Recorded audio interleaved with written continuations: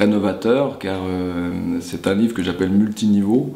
Il tient compte de plusieurs niveaux de la vision, notamment tout ce qui est lié au plan physique, c'est pour ça que j'ai fait des références au niveau alimentaire, et tout ce qui est énergétique, donc tout ce qui est lié à des mouvements, exercices visuels et différentes techniques, et puis aussi tout ce qui est lié au plan mental, donc tout ce qui peut être lié à des blocages psychosomatiques, etc.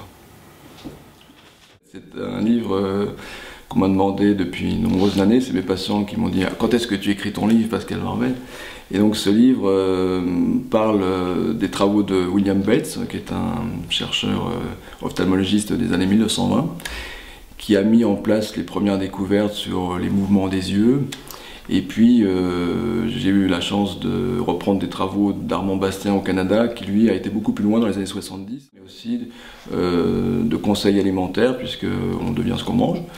Et les yeux sont tout à fait impliqués dans ce qu'on mange, notamment la fameuse DMLA, la dégénérescence maculaire liée à l'âge, que j'appellerais moi la dégénérescence maculaire liée à l'alimentation, puisque c'est souvent des régimes yo-yo qui amènent cette maladie, souvent dans la dernière partie de la vie.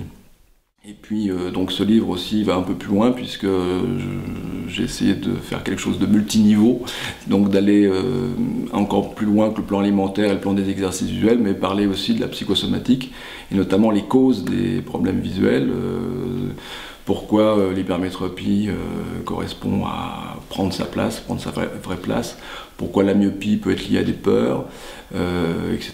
Et l'œil, c'est un petit peu comme une boule de cristal, c'est-à-dire qu'on va chercher l'information dans l'œil. Comme l'œil est branché sur le cerveau, eh bien on a le fonctionnement de la personne à travers l'œil. Donc on pourrait dire que cette technique amène à du développement personnel, parce qu'à la fin d'une séance, les gens comprennent un peu plus comment ils fonctionnent et comment ils posent le regard sur le monde. Donc il faut lire le livre pour en savoir plus. Alors cet ouvrage, c'est De bons yeux pour la vie, donc aux éditions Albin Michel.